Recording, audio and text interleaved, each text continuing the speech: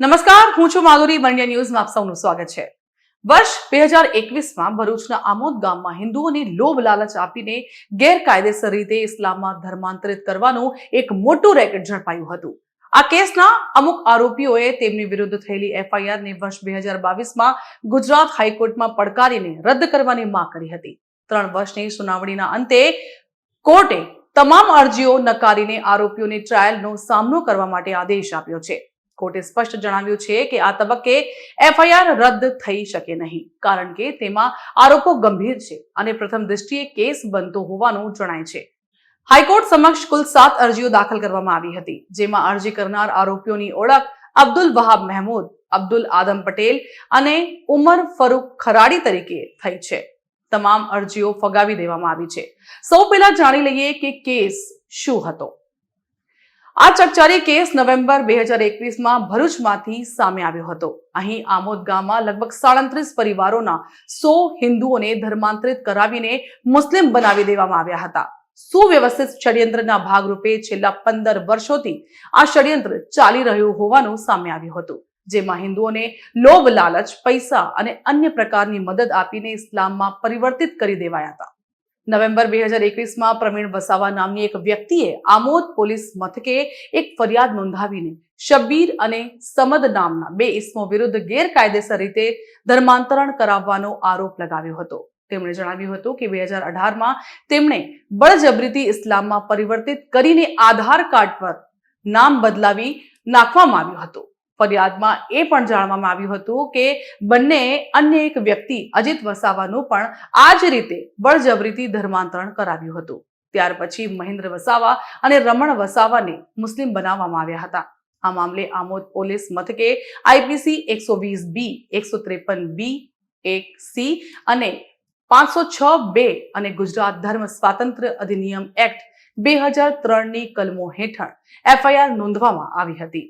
શરૂઆતમાં એફઆઈઆરમાં 9 વિરુદ્ધ ગુનો દાખલ કરવામાં આવ્યો હતો, પરંતુ પછીથી અન્ય 7ને પણ જોડવામાં આવ્યા હતા, જેમાં શબ્બીર બેકરીવાલા, સમદ બેકરીવાલા, અબ્દુલ પટેલ, યુસુફ પટેલ, અબ્દુલ વહાબ મહેમૂદ, ઇસ્માઇલ, અબ્દુલ આદમ પટેલ વગેરેનો સમાવેશ થાય છે. એફઆઈઆરમાં આરોપ લગાવવામાં આવ્યો કે આરોપીઓએ અન્ય અમુક સાગરીતો સાથે મળીને કુલ 37 પરિવારોની 100 વ્યક્તિઓનું ધર્માંતરણ કરાવ્યું હતું.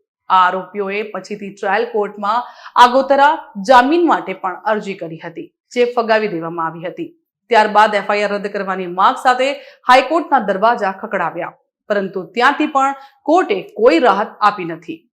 કોર્ટે આદેશમાં શું કહ્યું? કોર્ટે એફઆઈઆર, ચાર્જશીટ, સાક્ષીઓના નિવેદનો અને રેકોર્ડ પર ઉપલબ્ધ અન્ય સામગ્રી ચકાસીને આદેશમાં કહ્યું કે આઈપીસી, ST/SC એક્ટ અને ગુજરાત ધર્મ સ્વાતંત્ર્ય અધિનિયમની કલમો હેઠળ પ્રથમ દ્રષ્ટિએ કેસ બનતો હોવાનું જણાય છે.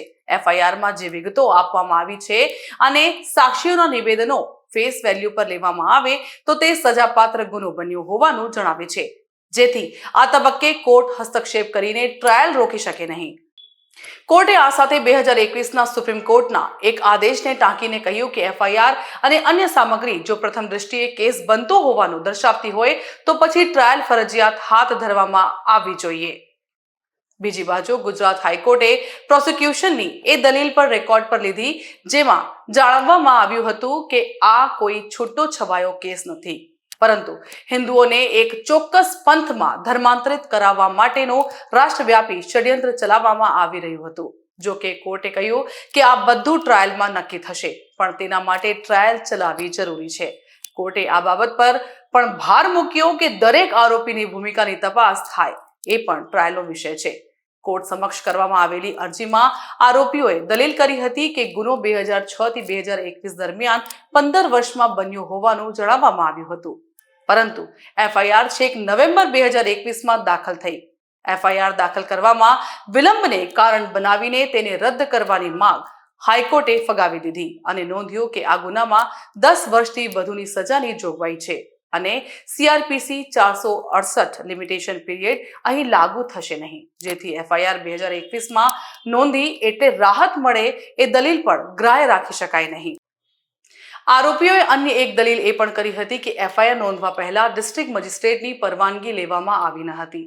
કોર્ટ સમક્ષ આ દલીલ આવી ત્યારે નોંધવામાં આવ્યું કે પછીથી જુલાઈ 2022માં આ મંજૂરી આપી દેવામાં આવી હતી અને તેની કાયદેસરતા આરોપીઓ પડકારી શકે, પણ હાઈકોર્ટમાં આ કેસમાં નહીં, ટ્રાયલ કોર્ટમાં. આરોપીઓ પક્ષેથી હાઈકોર્ટમાં અન્ય એક દલીલ એવી કરવામાં આવી હતી કે ગુજરાત ધર્મ સ્વાતંત્ર્ય અધિનિયમ 2003માં વર્ષ 2021માં વિધાનસભાએ એક સંશોધન કર્યું હતું, પરંતુ હાઈકોર્ટમાં મામલો પહોંચ્યો ત્યારે અમુક કલમો પર સ્ટે મૂકી દેવામાં આવ્યો હતો, જેથી પોલીસ આ એક્ટ હેઠળ ગુનો નોંધીને તપાસ કરી શકે નહીં, જેથી એફઆઈઆર રદ થવી જોઈએ. હાઈકોર્ટે જો કે આ દલીલો પણ નકારી દીધી અને સ્પષ્ટ કર્યું કે હાઈકોર્ટની બેન્ચે 2021ના સંશોધન પર જે સ્ટે આપ્યો હતો એ સંપૂર્ણ ન હતો અને અંતરધાર્મીય લગ્નો સંબંધિત અમુક કલમો પર રોક લગાવવામાં આવી હતી. તેને સામૂહિક ધર્માંતરણ સાથે કશું લાગતું વળગતું નથી, જ્યારે આ કેસ અંતરધર્મી લગ્નનો નહીં પણ સામૂહિક ધર્માંતરણનો છે, જેથી આરોપીઓને આ દલીલોનો લાભ મળી શકે નહીં. આ કેસમાં આરોપીઓએ જુદી જુદી અરજીઓ દાખલ કરી હતી અને અમુકે પોતે ધર્માંતરણમાં સામેલ ન હોવાનું કહીને છટકબારી શોધવાના પ્રયાસ પણ કર્યા હતા. આરોપીઓના વકીલે દલીલ કરી હતી કે તેમણે ધર્માંતરણ માટે કોઈ લાભ લાલચ આપ્યા નથી કે દબાણ કર્યું ન હતું, પરંતુ ગરીબોને ભોજન, પૈસા, સામગ્રી વગેરેનું દાન કર્યું હતું. એવી દલીલ કરવામાં આવી કે અમુક ગામના લોકો ઇસ્લામમાં પરિવર્તિત થયા પછી અમુક મદદ કરવામાં આવી હતી, જેથી તેને ધર્માંતરણ કે તેના પ્રયાસ તરીકે ન જોવું જોઈએ. જો કે આ દલીલ પર સરકાર પક્ષેથી વિરોધ કરીને કહેવામાં આવ્યું કે જો વ્યક્તિ અપરોક્ષ રીતે પણ અન્યોને ધર્મ બદલવા માટે પ્રોત્સાહન આપતો હોય તો તે પણ ધર્માંતરણમાં જ આવે છે, જેથી નવા ધર્માંતરિત થયેલા લોકોને કથિત રીતે મદદ કરવી એ બાબતને અલગ જોઈ શકાય નહીં અને સામૂહિક ધર્માંતરની પ્રક્રિયા તરીકે જ જોવી જોઈએ.